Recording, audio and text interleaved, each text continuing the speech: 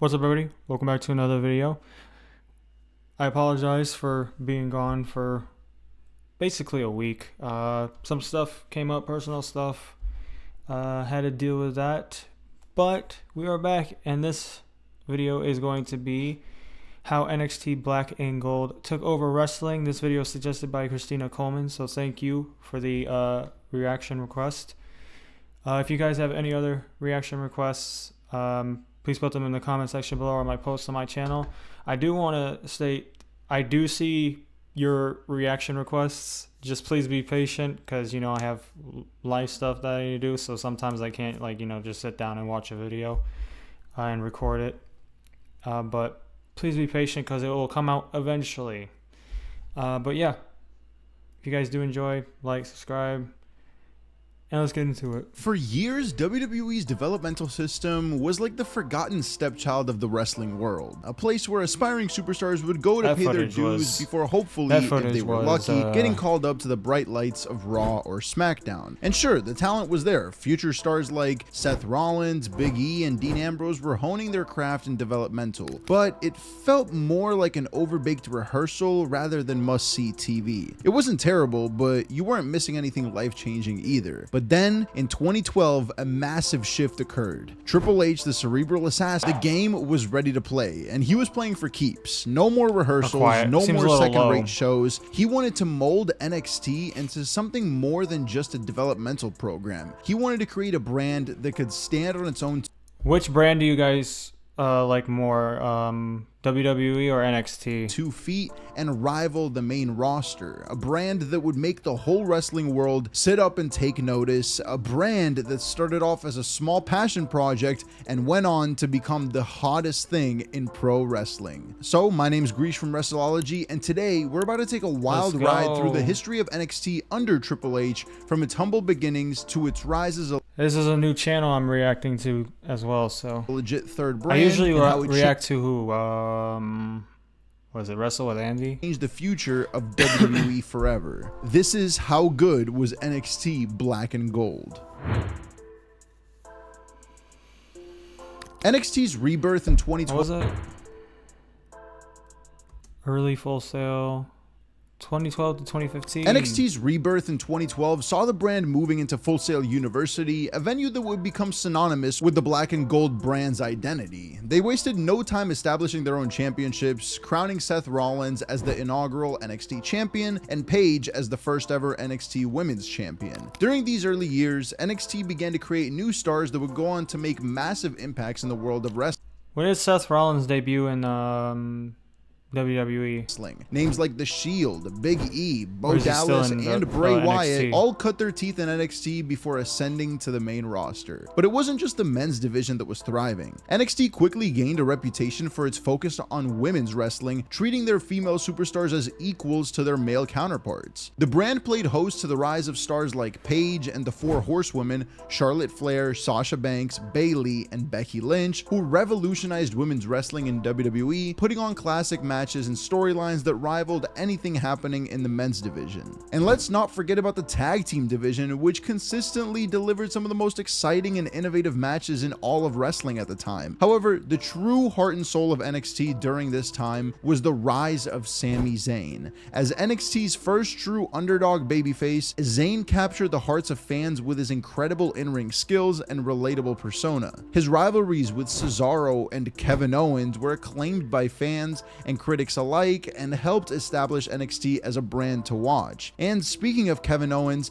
another thing that made NXT stand out during this period was its willingness to sign top indie wrestling talents. Names like Owens, Austin Aries, and Hideo Itami all made their way to NXT during this time, bringing with them a wealth of experience and a loyal fan base. The roster was full of unique, larger-than-life characters, each with their own distinct personalities. A lot of faces I recognize from watching these WWE videos. You never know who, and just watching it here and there because my one of my family members watches it, so would show up in the crowd during an NXT takeover. You had guys like Finn. I'm not like the biggest wrestling fan, but if I'm chilling with them, I'll watch Balor, it. the enigmatic Irish superstar with his iconic Basically, I don't go out of my way to watch it. Persona. Then there was Shinsuke Nakamura, the charismatic king of strong style, who quickly became one of the most popular superstars in all of NXT. I still remember that match with Sami Zayn till this day. And of course, who could forget about names like Asuka and Samoa Joe, two industry vets who brought a new level of intensity and star power to the brand, ready to, well, take over.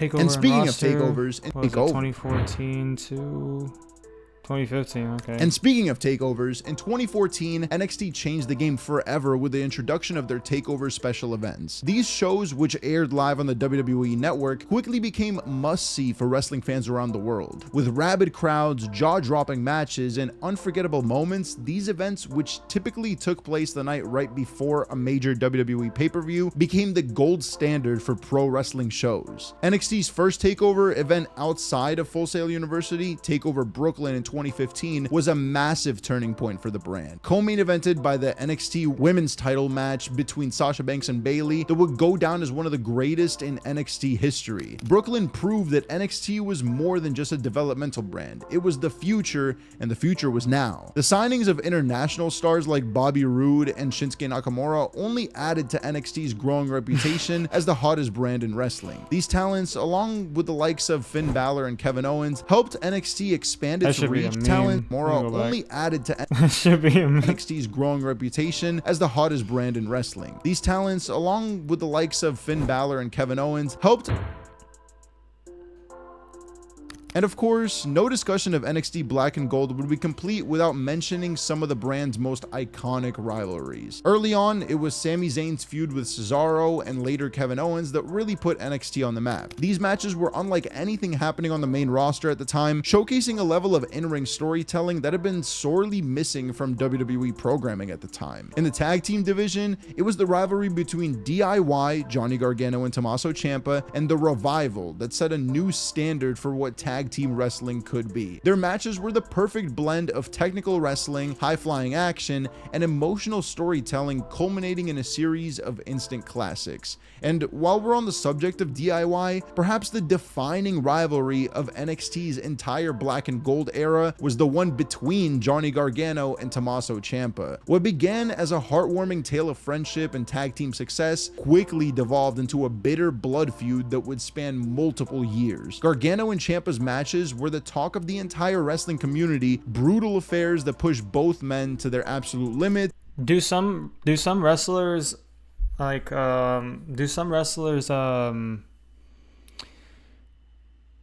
choose to stay in NXT? Like if they are given like a WWE contract, for example, some of them probably do turn it down and be like, no, I kind of enjoy adding new layers to their characters and solidifying Gargano as the heart of NXT. Other notable rivalries include Aleister Black's feud against Velveteen Dream, Adam Cole's shocking betrayal of Kyle O'Reilly in the Undisputed Era, and Asuka's dominant undefeated streak, including her clashes with the likes of Ember Moon and Bayley at TakeOver Dallas. On the topic of TakeOver Dallas, the 2016 TakeOver special was a major turning point for the brand as it saw the in-ring debut of Shinsuke Nakamura against Sami Zayn, like I mentioned earlier, in an instant classic. From there, the TakeOver train kept rolling, with each event seemingly trying to outdo the last in terms of match quality and unforgettable moments. 2018 and 2019 saw NXT reach new heights with takeovers like New Orleans and New York, which are widely regarded as some of the greatest wrestling shows of all time. These events featured epic encounters like Gargano versus Andrade, Ciampa versus Aleister Black, and Adam Cole versus Gargano. So NXT probably did have a good year in 2019. Can't say the same thing about WWE. A 2 out of 3 falls match that didn't left see that fans video. Speechless. NXT was truly taking the entire wrestling world by storm, with takeover specials often overshadowing even the main roster pay-per-views. Yeah. With a roster full of world-renowned stars like Io Shirai, Kairi Sane, Ricochet, Rhea Ripley, EC3, Drew McIntyre, and many more, NXT was the place to be. It was also during this time that NXT brought back the iconic iconic War Games match. The first NXT War Games match took place back in 2017, pitting the Undisputed Era, Adam Cole, Bobby Fish, and Kyle O'Reilly against Sanity and the team of Roderick Strong and the Authors of Pain. With the Undisputed Era getting the W, this match set the tone for the chaos and carnage that would define NXT's War Games matches. From there, War Games became an annual tradition in the NXT calendar that fans eagerly anticipated. But perhaps the most memorable War Games match of the Triple H era of NXT took place in 2019 when the Undisputed Era found themselves at odds with Tommaso Ciampa, Keith Lee, Dominik Dijakovic, known as Dijak currently, and a returning Kevin Owens. This match was a true showcase of NXT's incredible roster depth, featuring a mix of already established main eventers and rising stars all battling it out inside the barbaric War Games structure. Is that why 2019 did so like it was bad for WWE because they were just focusing on NXT? And as NXT's popularity continued to grow, it was only a matter of time before the brand outgrew its humble beginnings at Full Sail University. In 2019, NXT made the jump to the USA Network, going head-to-head with a newly formed AEW Dynamite on Wednesday nights. While NXT ultimately came up short in the Wednesday Night War in terms of viewership, the brand remained the go-to destination for fans that were seeking a true alternative to WWE's main roster programming. NXT's incredible roster depth, focus on in-ring action, and simple yet effective storytelling made it feel like a true super indie, even as it existed under the WWE umbrella. Of course, NXT was not without its struggles during this time. The women's division, which had been a cornerstone of the brand's success, suffered a bit of a lull after the departure of Asuka and the call-ups of the Four Horsewomen. However, the rise of stars like Io Shirai and Rhea Ripley helped rebuild the division and restore it to its former glory. The 2020 pandemic also presented a unique challenge for NXT, as the brand was forced to leave behind Full Sail University and the magic of its live crowds. While the empty arena shows were a far cry from the electrifying atmosphere of a packed takeover event, and well, you can't. COVID messed a lot of things NXT continued up, so to deliver in the ring, a testament to the incredible talent and the resilience of its roster.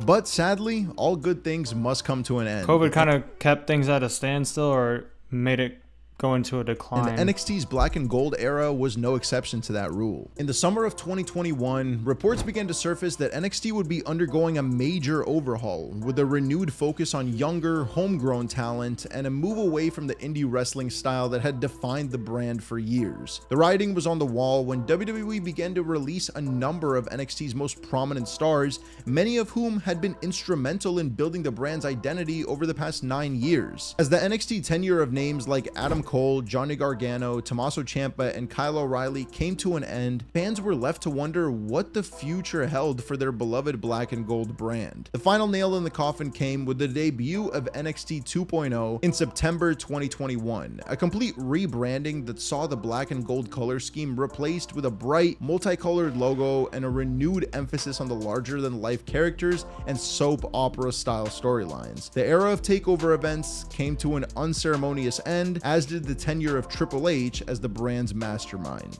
So while the Black and Gold era may be over, in the end, perhaps the greatest testament to the success of NXT under Triple H is the fact that it was never supposed to get as big as it did. What started as a small developmental brand with a niche audience grew into a global phenomenon, a true third brand within the WWE universe that often outshined its main roster counterparts. From the early days of Sami Zayn and Cesaro to the epic rivalries of Gargano and Ciampa and the unforgettable takeover specials, NXT gave us everything we could have ever wanted as wrestling fans. It was a brand that celebrated the past while building for the future. For 9 years, through its commitment to authentic storytelling, incredible in-ring action, and giving a platform to new stars, NXT was the shining light in an often dark wrestling landscape, a brand that celebrated the art of pro wrestling and gave fans a product they could truly. Did you guys like the Black and Gold, or did you like the rebrand?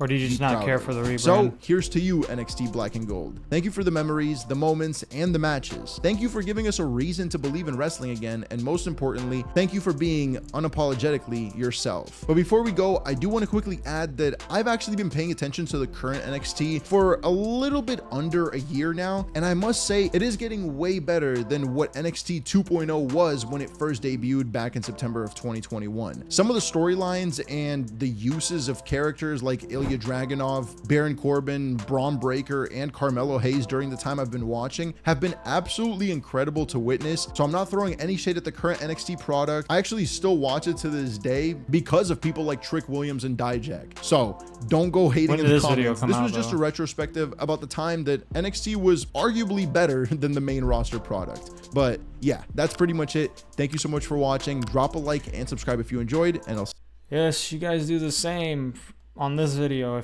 if you want to. You know, I'm not gonna force anybody to do anything. But yeah, like I said, which era was your favorite, Black and Gold or NXT 2.0? I did enjoy this video. Again, I'm not the biggest wrestling fan, but I'll sit down and watch it if somebody's watching it. I'm not gonna actively go and turn it on. It's not for me. The only reason I watch it is because you guys want to see how I react to these. But yeah, I'm sorry, I'm all over the place. I'm gonna be honest, but I think there's going to be another WWE reaction to. It's the Asuka one. I wasn't gonna say nothing, but you know, yeah. If you guys did enjoy this video, please give it a like, subscribe. I'll see you guys in the next one. Peace out.